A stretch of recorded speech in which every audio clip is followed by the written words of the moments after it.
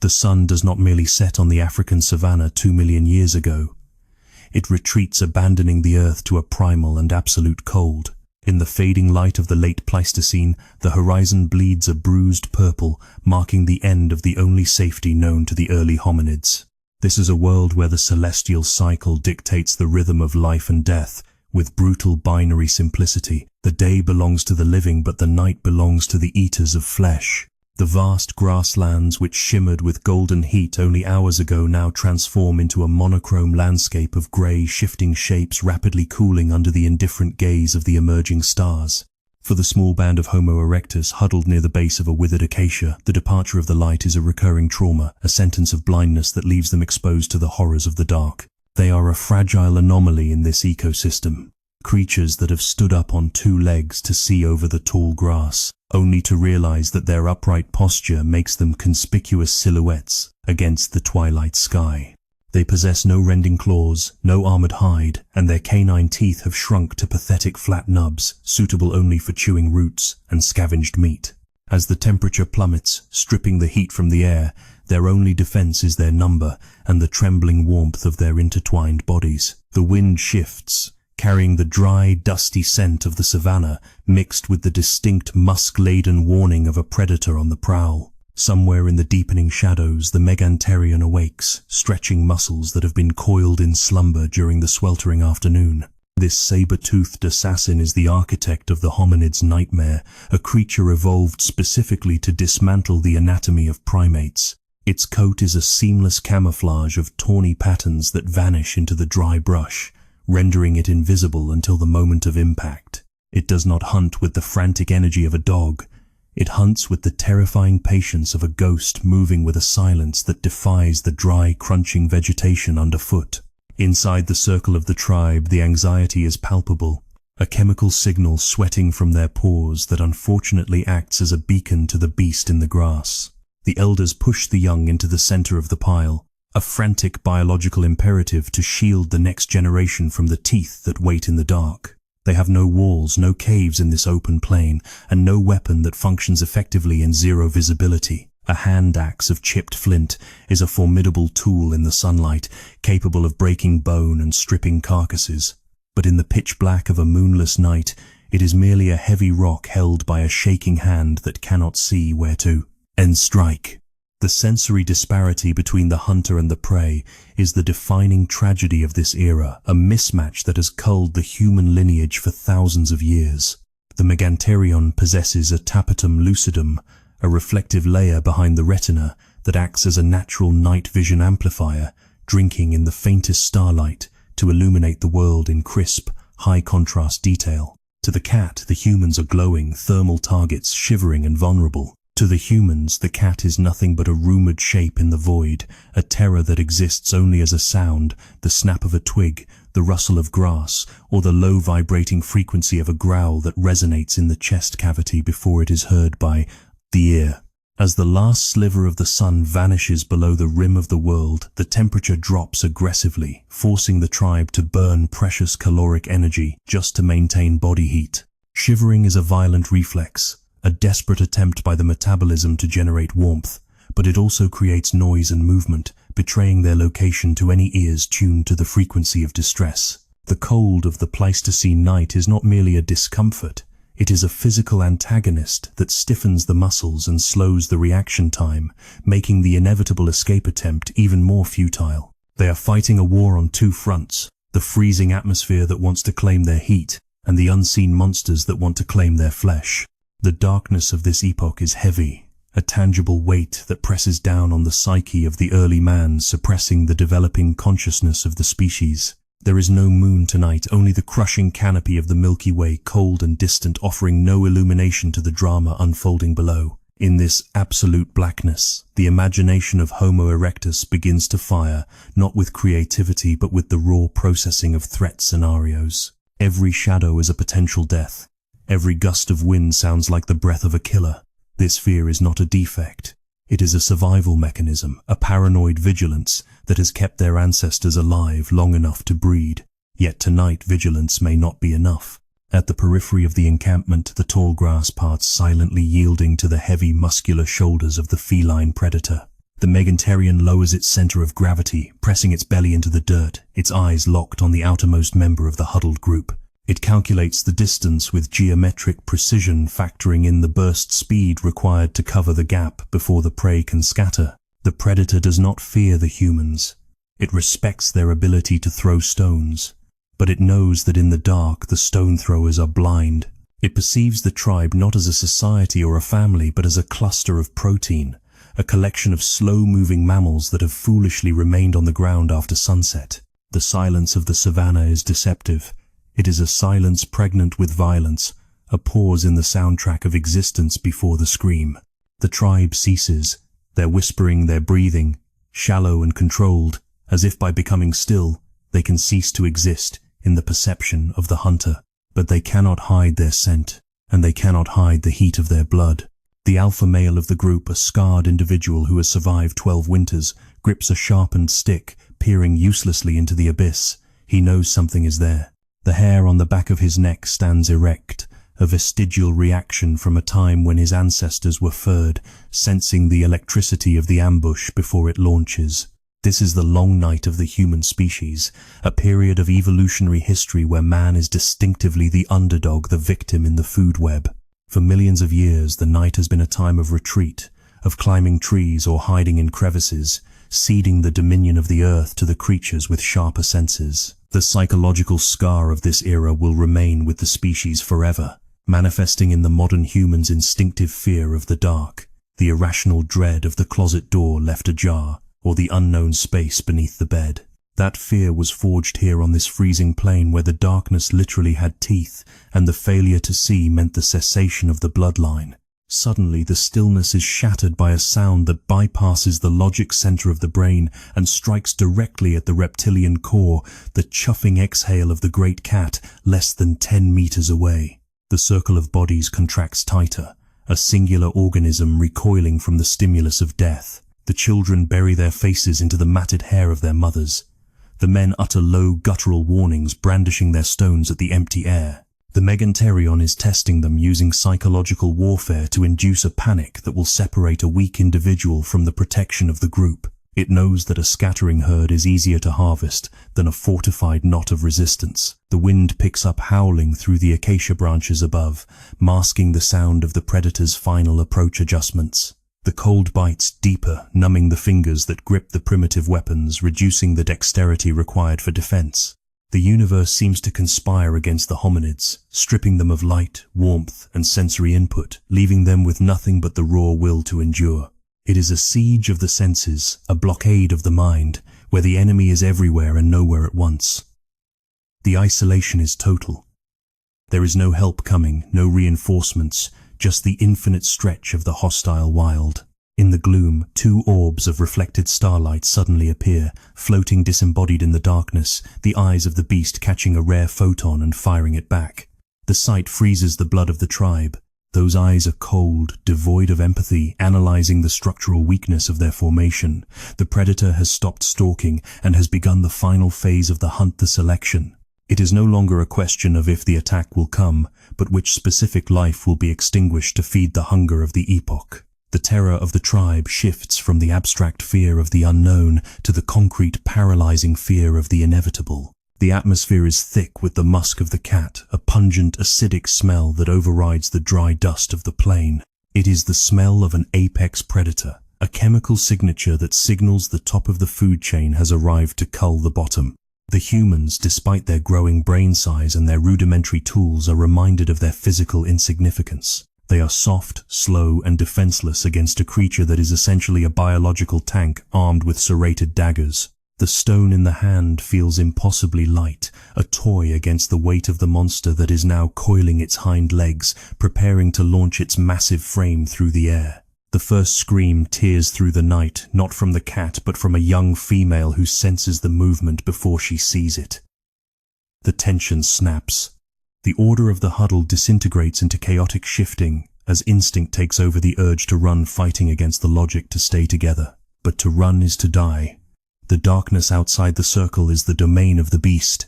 The elders bark sharp, aggressive commands, trying to hold the line, trying to keep the wall of bodies intact. This is the crucible of the species, the moment where social cohesion is tested against the ultimate pressure of predation. If they break now, they are meat. The Meganterion roars, a sound that is less a noise and more a physical impact, a thunderclap that rattles the rib cages of the hominids. It is a declaration of ownership. The night belongs to the cat, and the humans are merely trespassing in its domain.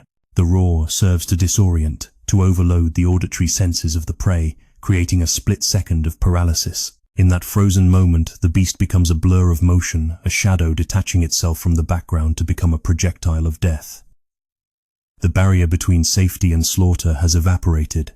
There is no glory in this confrontation, only the desperate, muddy struggle for another breath. The narrative of the human species is often told as a march of progress, but here in the freezing dark it is a story of sheer dumb luck and the endurance of suffering. They are waiting for a dawn that feels an eternity away, trapped in a temporal loop of horror. The stars look down without pity, the wind screams without mercy, and the darkness swallows the world whole. Tonight, the humans are not the masters of the earth. They are the huddled refugees of the day, praying to a sun that has long since abandoned them. The predator lunges, a massive paw swiping at the perimeter, testing the resolve of the defenders. Claws hook into flesh, dragging a shriek of pain from a defender, but the line holds barely. The cat retreats instantly into the shadows, a hit-and-run tactic designed to bleed the prey and spread confusion. Blood hits the dry earth, the metallic scent instantly amplifying the predator's drive. The tribe is injured, terrified, and blinded. They are fighting a ghost that can touch them, hurt them, and kill them, while they can only strike at the empty air. The night has only just begun, and the darkness is absolute. While the tribe shivers in the valley of the shadow of death a few kilometers to the east, the landscape tells a different story of violence. Here the violence is not predatory but elemental, born from the friction of the atmosphere. A dry storm common in the transition seasons of the Pleistocene has lashed the savanna with whips of electricity, scarring the earth with jagged burns. One such strike has found a dead cypress, shattering its trunk and igniting the dry, resinous timber within. In the vast freezing darkness of the continent, this isolated patch of combustion creates a surreal island of light and heat, a forbidden zone that every instinct in the animal kingdom screams to avoid. Fire in its natural state is the enemy of the biosphere. It is a chaotic, hungry force that consumes the habitat and chokes the lungs with ash. For millions of years, the ancestors of man have fled from the red flower with the same frantic terror as the gazelle and the hyena. It is a force of destruction, a demon that eats the grass and leaves behind only black ghosts. But evolution is often driven by the outliers, the broken links in the chain of instinct who pause when they should run. Tonight, one such outlier stands at the edge of the blast radius, separated from his kin by the chaos of the storm, staring into the heart of the inferno. He is the fire-bearer, though he does not yet know his title, nor does he understand the magnitude of the threshold he is about to cross. He is a male in his prime, yet shivering violently, his body temperature dropping dangerously close to the point of hypothermic shutdown. The storm has passed, leaving behind a silence broken only by the crackle of the burning wood. Drawn by the radiation of heat, he has crept closer, violating the cardinal rule of survival. His brain, a complex engine of curiosity and desperation, is currently processing a contradiction. The thing that destroys is also the thing that provides the warmth of life. The heat hits his face like a physical blow, a sensation so sharp and alien in the freezing night that it feels like a solid wall. He extends a hand calloused and dirty towards the dancing flames, his fingers splayed to catch the invisible energy. For the first time, a hominid is not fleeing the fire but courting it. He observes the way the flame eats the wood, transforming solid matter into light and grey dust. It is a living thing to him, a spirit that breathes and moves, yet it has no body, no blood, and no fur. It is pure energy, a captured piece of the sun that has fallen to the earth and is now struggling to survive on the dead tree. Around him, the scavengers of the night maintain a respectful distance, their eyes reflecting red in the glow, watching the mad ape who dares to stand so close to the destruction. They wait for him to burn, for the fire to leap out and claim him as it claims the dry grass. But he does not burn. He learns. He notices that the heat is intense near the red center, but manageable at the periphery. He sees that the fire lives on the wood, that it needs the branch to exist. A synapse fires in his prefrontal cortex, connecting the concept of tool with the concept of element. If he can hold the wood, he can hold the fire. He scans the ground, his eyes watering from the acrid smoke, looking for a branch that is not yet fully consumed. He finds a limb of the cypress thick with sap, one end blazing with a steady orange tongue of flame, the other end cool and dark. This is the moment of separation, the cleavage point between the primitive and the modern. With a grunt of effort, he reaches down. His instincts scream at him to stop flooding his system with cortisol, but his need for warmth overrides the terror. His fingers close around the unburnt end of the branch. He lifts it. The weight of the branch is familiar, similar to a club or a spear, but the balance is different. The living end is light, eating itself away while the handle is solid. He holds it aloft, and the shadows around him retreat, instantly pushed back by the radius of his new power. He is no longer just a biological entity subject to the laws of the night. He is a mobile source of illumination. The fire does not bite him. It serves him. It travels with him. He waves the branch, and the flame trails in the air, a comet in the hand of a mortal. He has stolen a god from the thunder and shackled it to a piece of rotting wood. Now he remembers the cold. He remembers the others. The memory of the tribe huddled and freezing in the dark valley pierces through the hypnotic trance of the fire. He knows with a primitive but absolute certainty that this warmth belongs to them as well. He turns his back on the dying mother tree and steps into the void, carrying the child flame. The journey back to the encampment is not merely a walk, it is a tactical escort mission. The flame is fragile. It is a newborn thing that can be killed by a gust of wind or a heavy rain. He must protect the destroyer. The wind of the savannah seems to sense the unnatural act and rises to extinguish the theft. It buffets the fire-bearer, swirling around his legs, trying to snatch the heat from the wood. He learns quickly, shielding the flame with his body, cupping his free hand to create a windbreak, feeding the fire with his own oxygen while starving the gale. He walks with a peculiar hunched gait, his entire focus narrowed down to the flickering orange tip of his torch. If the fire dies, the darkness wins. If the fire dies, he is just another lost ape in the middle of the hunting grounds. As he moves through the tall grass, he becomes a beacon. In the pitch blackness of the Pleistocene night, a moving light is an anomaly that attracts attention. Insects swarm the flame, incinerating themselves in the heat, small sparks of protein fueling the fire. In the distance, the eyes of lesser predators flash, jackals and hyenas startled by this wandering star. They do not attack. The fear of fire is hardwired into their DNA deeper than the hunger for flesh. The fire-bearer walks through the valley of predators untouched, encased in a bubble of holy terror. He is armed with the one thing the animal kingdom cannot fight, the mastery of physics. The branch begins to burn down the flame, creeping dangerously close to his hand. The heat blisters his skin, singing the hair on his knuckles, but he does not let go. To drop the fire is to accept death. He scans the ground as he walks, kicking up dry tufts of grass and small twigs, pausing momentarily to feed the torch, transferring the flame to a fresh knot of wood before the old one crumbles to ash. He is learning the logistics of fuel consumption in real time. He is becoming the first keeper of the flame, the first engineer of energy. The pain in his hand is irrelevant compared to the power in his grip. He crests the ridge that overlooks the valley where his tribe has made their camp. Below him, the world is a pool of ink, a deep, silent void where his family waits. He cannot see them, but he knows where they are by the geography of the shadows. He does not know that the Meganterion is already there, that the siege has begun, and that the circle of defenders is breaking. He only knows that he brings the antidote to the cold. He raises the torch high, letting the wind fan it into a brighter flare, a signal fire to announce his return. Down in the valley, the tribe is blind, deafened by the roar of the wind and the thumping of their own hearts. But then a few of them catch a glimpse of movement on the ridge. A single, jagged point of orange light has appeared where no star should be. It moves with purpose, descending the slope, weaving through the brush. It is not the cold blue light of the moon nor the flash of lightning. It is warm. It is steady. It is the color of the sun.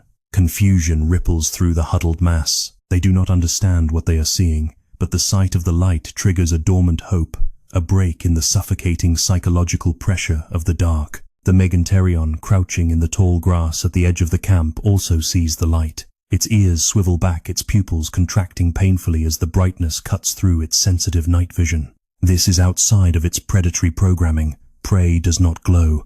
Prey does not carry the sun. The beast hesitates, its ambush timing disrupted by this new variable. The silence of the hunt is broken by the crackling sound of the approaching torch, a sound that mimics the terror of a wildfire. The cat lowers its body further into the grass, unsure whether to spring or to flee, caught between the hunger for blood and the ancient dread of the inferno. The fire-bearer accelerates, sensing the proximity of home. He can smell the fear of his kin. He can smell the musk of the predator that hangs heavy in the valley air. The torch is now a roaring blaze. A significant portion of the branch consumed, the flames licking at his wrist. He ignores the agony. He is running now, a trail of sparks falling behind him like stardust marking his path through history. He is no longer just bringing warmth. He is bringing a weapon. The adrenaline of the rescue mixes with the endorphins of the pain, creating a state of hyperclarity. He crashes through the final barrier of brush, bursting into the clearing where the tribe is huddled. The sudden intrusion of light is blinding. Shadows that had been elongated and terrifying are instantly shortened and cast sharply against the ground. The faces of his kin are illuminated, eyes wide with shock, mouths open in disbelief, hands raised to shield their vision from the sudden glare. They recoil from him at first, terrified of the monster he holds in his hand, this roaring, snapping creature of heat. But the fire-bearer does not stop. He moves to the center of the defensive circle, pushing through the line of shivering males, thrusting the torch into the air. The heat radiates outward, hitting the frozen bodies of the tribe, thawing the frost on their skin, loosening the muscles that were locked in the paralysis of the cold. The immediate physical sensation of warmth bypasses their fear. This is the heat of the noon sun delivered in the dead of night. It is a miracle. He slams the burning branch into the earth, into a pile of dry leaves and twigs gathered for bedding. The tinder catches instantly, the fire jumping from the stick to the ground, growing, expanding, breathing. The red flower blooms in the center of the camp. The shadows are pushed back, violently retreating to the edge of the clearing. The circle of the tribe expands, no longer compressed by the darkness, but now organized around the hearth. They stare at the fire, mesmerized, their terror of the dark momentarily suspended by the spectacle of the light. However, the light reveals what the darkness had hidden. As the fire flares up, casting its illumination to the perimeter of the camp, the golden flickering light falls upon the tall grass 20 meters away. There, frozen in the sudden exposure, is the Meganterion. The beast is no longer a rumor or a sound. It is fully revealed, its tawny coat, shining its massive fangs, glinting, its muscles coiled for the strike. The fire has stripped away its cloak of invisibility. The tribe screams, not in the paralyzed whisper of before, but in the shocked recognition of the monster standing right before them. The fire-bearer turns, lifting his torch again. The god he stole is hungry, and it is time to feed it the darkness. The revelation of the predator by the sudden flare of the hearth is a moment of frozen, terrifying clarity. For a heartbeat that feels like an epoch, the two species lock eyes across the flickering divide, the bipedal apes paralyzed by the realization of their nightmare, and the Meganterion exposed in its lethal intimacy. The light does not immediately drive the beast away. Instead, it strips the cat of its stealth, triggering a violent compensatory rage. Deprived of the ambush, the predator switches instantly to a frontal assault, its muscles uncoiling with the explosive kinetic energy of a biological spring. It does not run from the fire. It attacks the source of its exposure, launching itself into the center of the illuminated circle. The impact is devastating, a collision of heavy muscular mass against soft, unarmored bodies. The formation of the tribe, already fragile, shatters like dry clay. The saber-tooth hits the defensive line with the force of a falling boulder, scattering the males who had stood with their pathetic wooden spears. There is a sickening sound of impact, the thud of dense bone striking flesh, followed immediately by the chaotic scramble of feet. The calm of the strategy meeting is gone. The logic of the group defense evaporates. In the swirling dust and smoke, the tribe reverts to individual panic, every hominid for themselves in a desperate bid to escape the radius of the claws. The fire, now burning steadily in the center, creates a chaotic strobe effect, casting long dancing shadows that distort the reality of the fight. The predator moves faster than the human eye can track in the flickering light, appearing as a disjointed series of terrifying images, a flashing paw, a glistening fang, a blur of tawny fur. The humans are visually disoriented, their depth perception ruined by the erratic contrast between the blinding gold of the fire and the abyssal black of the perimeter. They swing their clubs at the air, striking at phantoms, while the real monster moves low and fast beneath their guard, slashing tendons and hamstringing the runners. This is the brutal arithmetic of the Pleistocene: weight versus agility, natural weaponry versus tool usage. In the open combat of the night, the stone hand axe is a clumsy, ineffective joke. A warrior swings a heavy flint nodule, aiming for the cat's skull, but the beast is already gone, ducking with a fluidity that defies its bulk. The stone strikes the earth, jarring the man's arm, leaving him off balance. Before he can recover, the cat pivots, using its massive forelimbs to grapple. The claws, retractable curving daggers designed to hold struggling prey, sink into the shoulder of the man, anchoring him. The scream that follows is primal, a sound that shreds the last remnants of the tribe's courage. The chaotic melee swirls around the central fire, a macabre dance of death illuminated by the very thing meant to save them. The fire-bearer stands near the hearth, the torch still in his hand, momentarily frozen by the violence erupting around him. He sees the alpha male, the strongest of their kin, attempt to intervene. The alpha screams a challenge, thrusting a sharpened stick towards the beast's flank. It is a brave, suicidal gesture. The saber-tooth swipes the weapon aside with contemptuous ease, the wood snapping like a dry twig. The disparity in power is absolute. This is not a fight, it is a harvest. The humans are soft, slow, and hopelessly outmatched in close-quarters combat. The smell of the battlefield changes instantly, the dry scent of the fire mixing with the copper tang of fresh blood and the sour reek of emptied bowels. The sensory overload is paralyzing.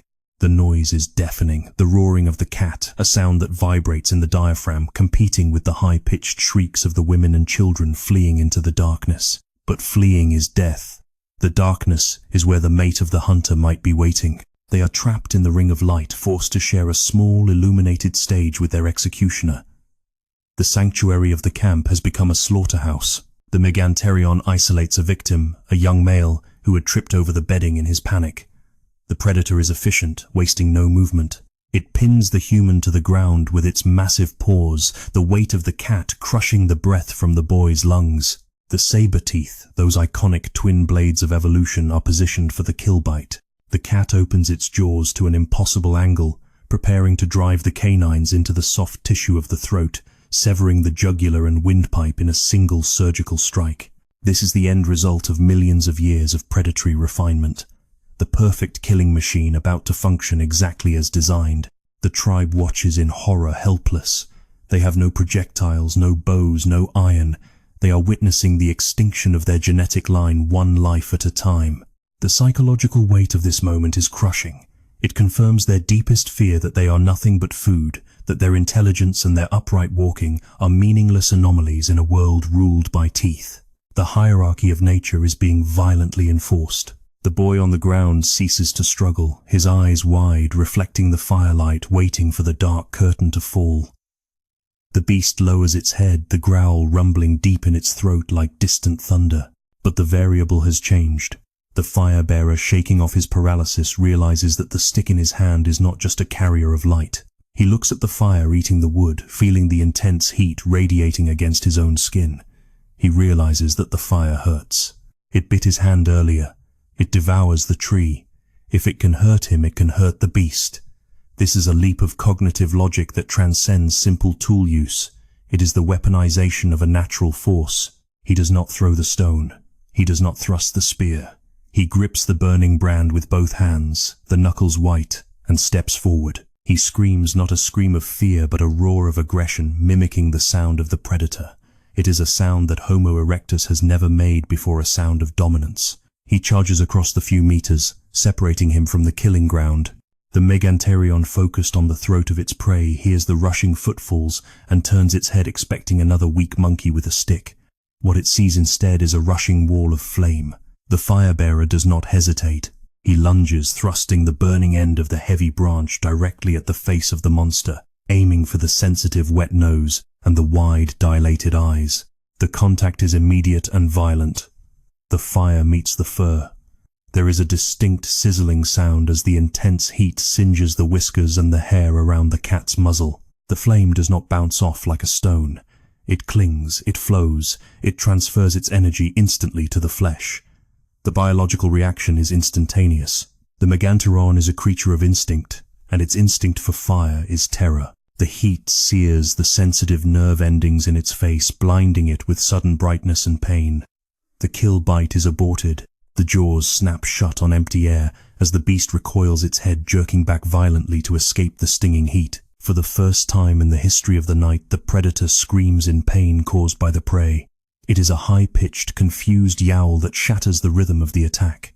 The cat releases the boy, scrambling backward, its paws slipping on the dry earth. It swipes blindly at the air, trying to kill the fire, but the fire has no body to bleed.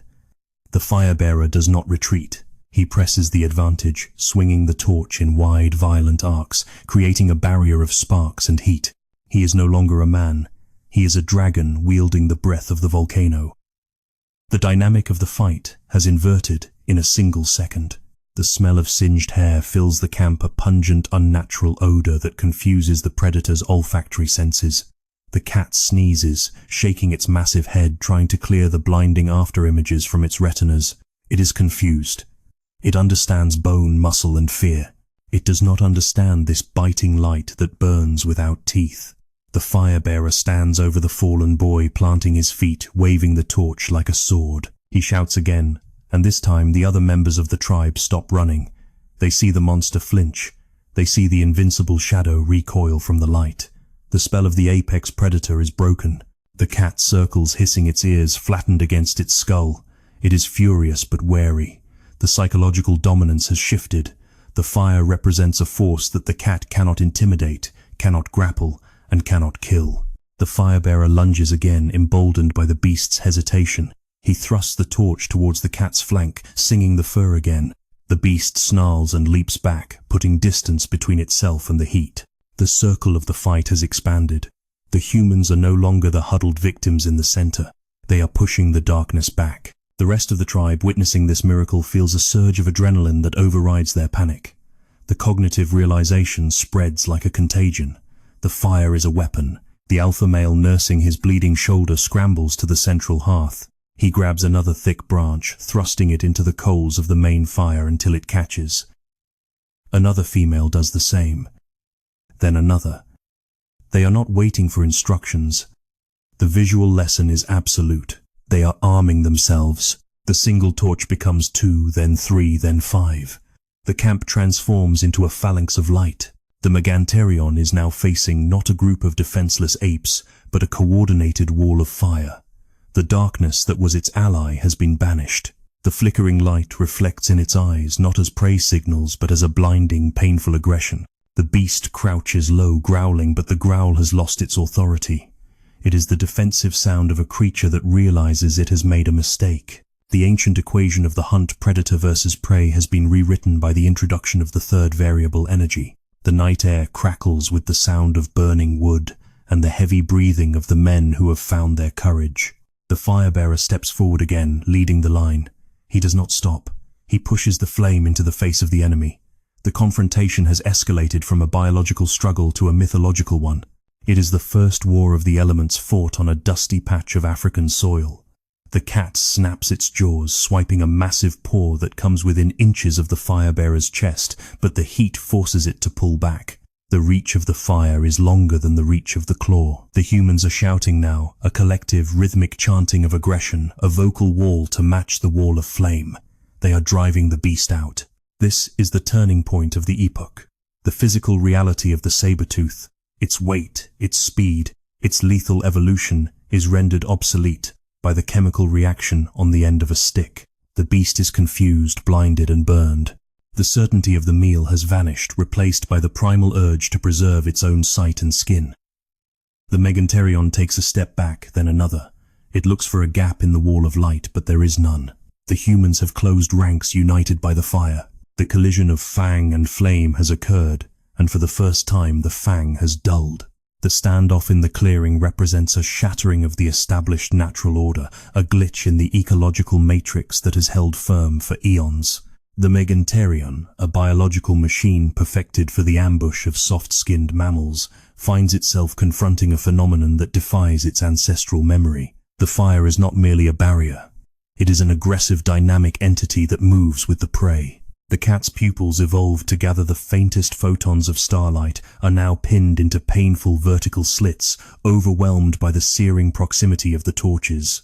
In the optical processing of the predator, the humans have ceased to be discrete biological targets and have merged into a blinding, shifting nebula of heat that hurts to look at. The biological aversion to fire is one of the deepest imperatives in the animal kingdom, etched into the genetic code by millions of years of fleeing from lightning strikes and volcanic flows. To the saber-tooth, the smell of smoke is the smell of death on a massive scale, a signal to run before the air itself turns to poison. Yet the hunger and the confusion keep it grounded for a moment longer.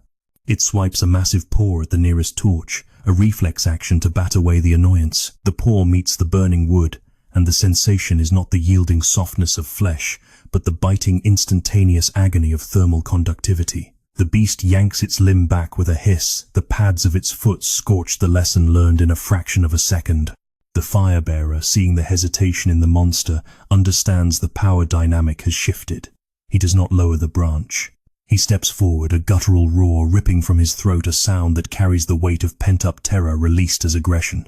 He swings the torch in a wide, erratic arc, sending a shower of sparks drifting toward the dry fur of the cat. These sparks are tiny, stinging insects of light that land on the predator's coat, smoldering and biting. The cat shakes its head violently, the sensory input of pain coming from multiple invisible points. The prey is no longer behaving like prey. It is attacking with the fury of a rival predator. Behind the fire-bearer, the social cohesion of the tribe reforms, but this time it is not based on the passive instinct to huddle. Mirror neurons in the brains of the onlookers fire in rapid succession, decoding the success of the leader. They see the weapon. They see the effect. The alpha male, holding his own burning branch, moves to the left flank of the fire-bearer. Another male moves to the right. The women, previously paralyzed, grab smaller sticks from the central fire, adding their own points of light to the growing constellation. The chaotic scattering of individuals coalesces into a deliberate geometric shape, a crescent of fire concave towards the enemy designed to envelop and overwhelm. This formation, the Wall of Light, is the first tactical military maneuver in human history, born not from a strategic meeting but from the raw necessity of the moment. The light from the multiple torches overlaps, eliminating the shadows where the predator likes to hide. The clearing is bathed in a surreal, flickering orange glow that reveals every detail of the Meganterion, the scars on its flank, the yellowing of its fangs, the uncertainty in its posture. Stripped of the darkness, the monster loses its supernatural aura. It is revealed to be just a beast, dangerous, massive, but made of flesh that can burn and bleed like any other. The auditory landscape of the night shifts violently. The silence of the stalk and the screams of the victim are replaced by a cacophony of human aggression. The tribe begins to shout, banging their wooden clubs against the ground or clashing them together. It is a chaotic, rhythmic wall of noise, intended to disorient the sensitive hearing of the cat. They scream to make themselves bigger, to project a unified entity that is larger and louder than the tiger. The Meganterion ears flatten against its skull, trying to dampen the noise, its tail twitching in agitation. It is being overstimulated on every sensory channel: sight, smell, sound, and touch. The predator calculates the energy cost of the kill and finds the equation wanting. In the wild, a predator that is injured is a predator that dies. A burn on the paw means an inability to run. A burn on the eyes means starvation.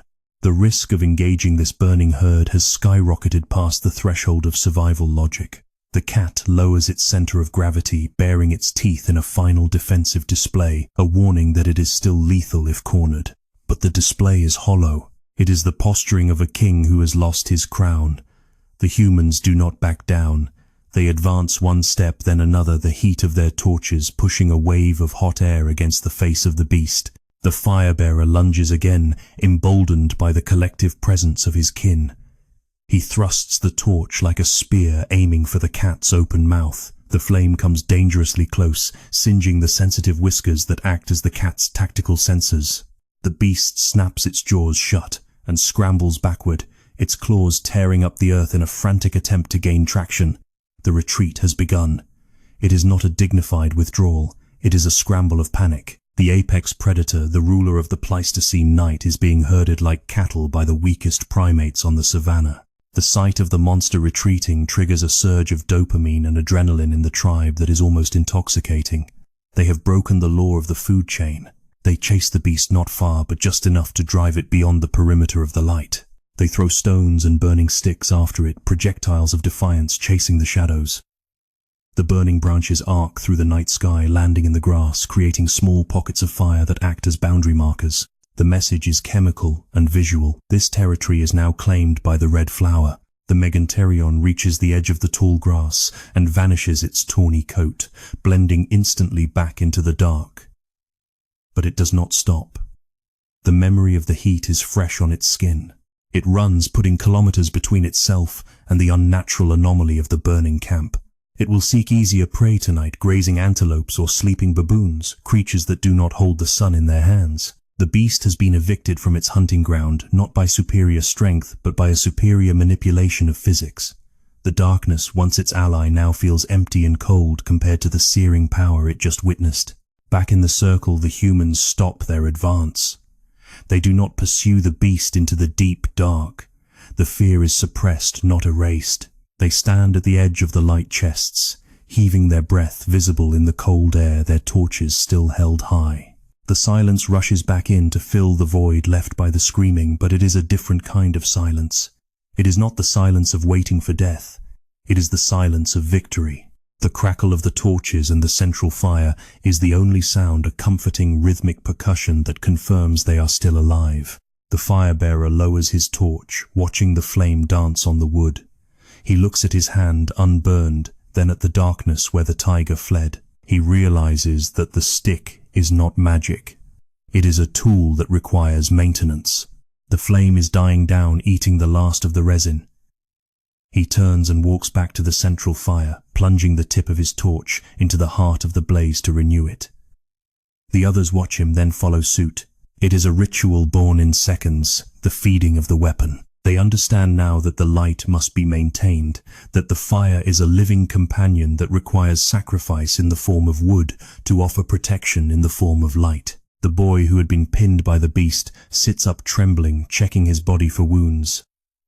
He is bruised, his skin scraped, but he is whole. He looks at the fire-bearer with a mixture of awe and submission. The hierarchy of the tribe has been subtly realigned. The Alpha is still the strongest, but the fire-bearer is the keeper of the new power. He has brought a technology that transcends muscle. The tribe gathers around the central fire, not just for warmth this time, but to be inside the weapon. They sit closer to the flames, their backs to the darkness, confident that the light is a shield the monsters cannot penetrate.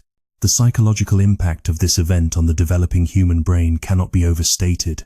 For the first time, they have manipulated their environment to alter a fatal outcome. The feeling of helplessness that defines the prey animal has been replaced by a nascent sense of agency. They look out into the dark and see it differently. The darkness is no longer a solid wall of terror. It is merely the absence of fire, and they control the fire. They have pushed the boundaries of their habitat outward, creating a portable microclimate of safety that they can take with them. The wind picks up again, blowing across the savannah, but it no longer carries the scent of doom. It carries the smell of wood smoke, a scent that will define the human species for the next 2 million years. The scent of smoke is the scent of the village, the city, the industry. It marks the separation of man from the animal kingdom. The animals live in the dark. Man lives in the light he creates. The predators out there in the grass can smell it too. They smell the smoke, and they know that the rules have changed. The two-legged creatures have found a way to bite back. As the adrenaline fades, the exhaustion sets in, but it is a safe exhaustion. They feed the fire more wood, building it higher than they ever dared before. The sparks rise up in a vertical column, mixing with the stars connecting the earth to the sky. The wall of light has become a pillar of light. The fire-bearer sits by the heap of fuel, his eyes scanning the perimeter, but his posture is relaxed. He holds the stick across his lap like a scepter. The night is still long, and the cold is still deep, but the reign of the shadows has been broken. The firelight illuminates the faces of the tribe, faces that are dirty, bloodied, and scarred, but alive. In their eyes, the reflection of the flames dances a symbol of the spark of intelligence that has finally ignited a tangible revolution. They are the survivors of the long night. They have stared into the face of the ultimate predator and burned its nose. They have used the forbidden energy of the storm to carve out a space where they can sleep without fear. This is the moment the species decides to stay, to fight, and to conquer the dark. The adrenaline that fueled the frantic defense of the camp begins to recede, leaving behind a heavy, aching exhaustion in the muscles of the tribe. The immediate threat has vanished into the tall grass, but the atmosphere within the circle has been permanently altered. The silence that returns to the savannah is no longer the terrifying void of anticipation. It is the quiet hum of a fortified position. The wind still bites at the edges of the encampment, carrying the freezing temperatures of the Pleistocene night, but it can no longer penetrate the center. There is a new climactic zone here, a bubble of artificial summer created by the combustion of wood, maintaining a steady, life-preserving temperature against the indifference of the Ice Age. The tribe does not disperse to their individual sleeping hollows as they did on previous nights. A new gravity has been established. They sit in a tight ring around the central fire, their knees drawn to their chests, their eyes fixed on the dancing flames. This is the birth of the hearth, the architectural and social center of human existence for the next 2 million years. The fire is no longer just a tool or a weapon. It has become a member of the tribe, a silent, hungry deity that requires service in exchange for life.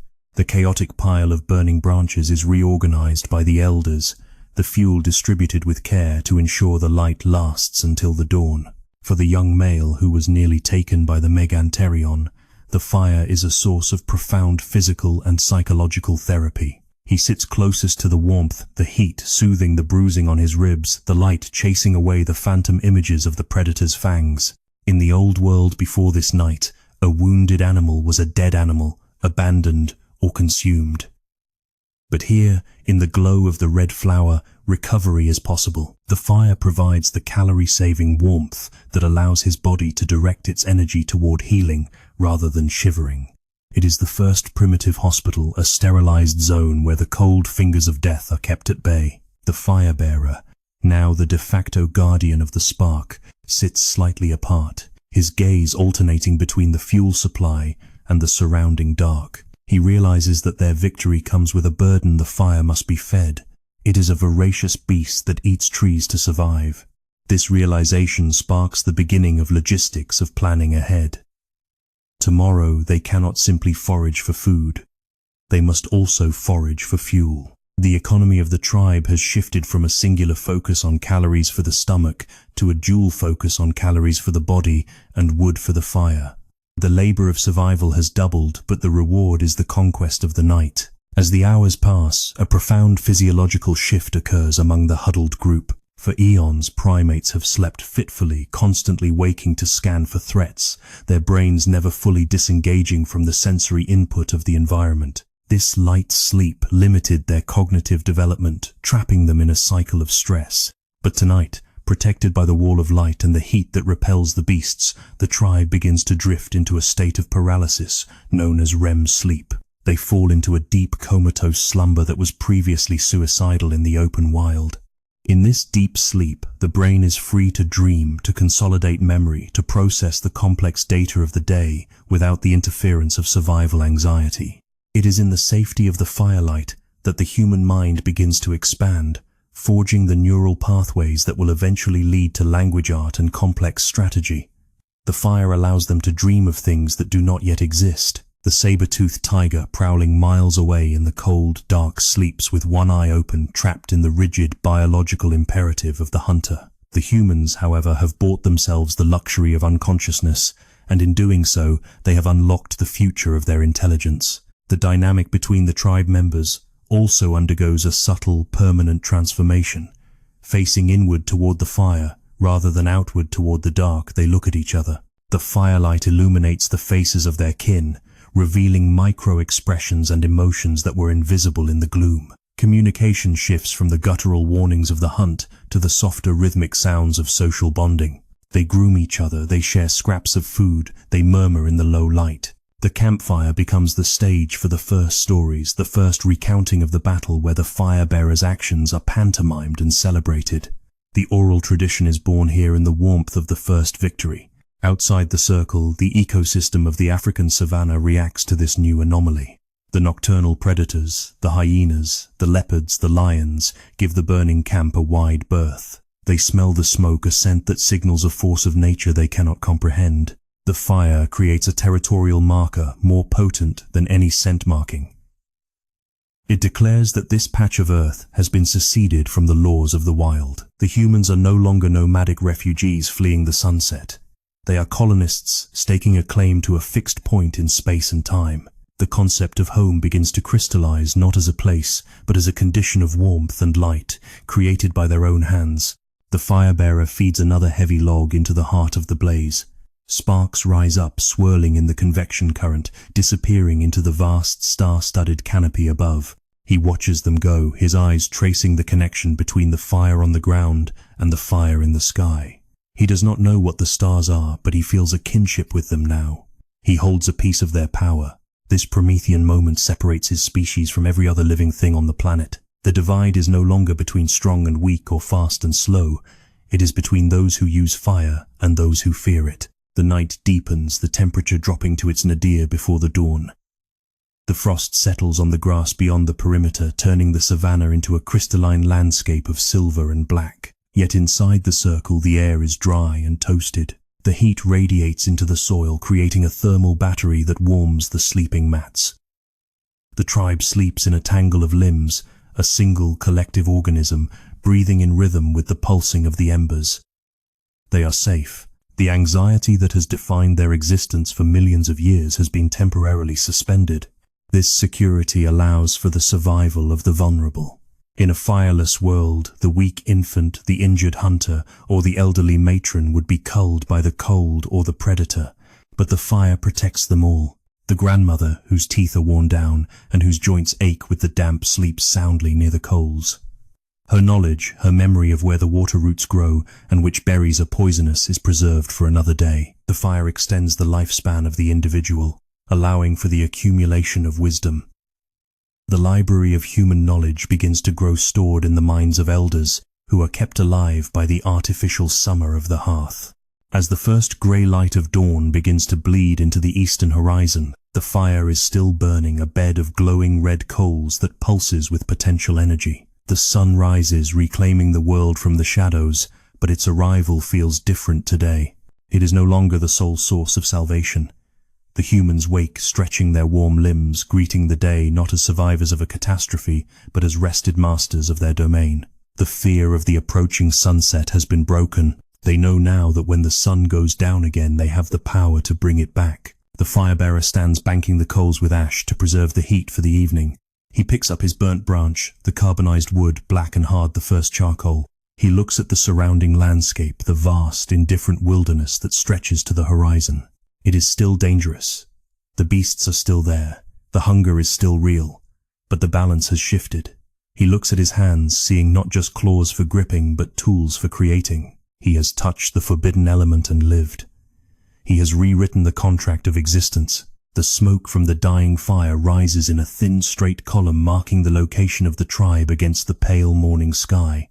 From a distance it looks insignificant, a wisp of grey against the monumental scale of the Rift Valley. But it is the most significant signal on the planet. It is the flag of the Anthropocene planted in the soil of the Pleistocene. That column of smoke signals the end of the purely biological era and the beginning of the technological era. It is a beacon that says, "We are here. We do not freeze. We do not flee. We burn." The narrative of the earth has changed. For billions of years, life was dictated by the environment, adapt or die. Now the environment will be dictated by life. The fire that was kindled tonight will never truly go out. It will be carried in hollowed horns, in clay pots, in iron furnaces, and in nuclear reactors. It will clear the forests for agriculture. It will smelt the bronze for swords. It will boil the water for steam engines, and it will blast rockets into the void. The warmth felt by this small tribe is the same energy that will one day power cities of glass and steel. But for now, it is just a small, smouldering pile of ash in the middle of nowhere. The tribe gathers their meager possessions, preparing for the day's forage. They move with a new confidence, a swagger in their step. They carry the smell of smoke in their hair, a scent that terrifies the lion and the bear. They are the fire apes, the burners of the world. The fire-bearer takes a smouldering knot of wood, wrapping it in green leaves to keep it slumbering but alive, and places it in a pouch of animal skin. He will not let the god die. The camera of history pulls back, rising high above the encampment, expanding the view to encompass the wider landscape. The tribe appears as tiny dots moving across the gold and green tapestry of the savannah. The footprint of their camp is a microscopic black scar on the green earth. But as the view widens further, pulling back to the edge of the atmosphere, we see the continent of Africa shrouded in the twilight of the morning.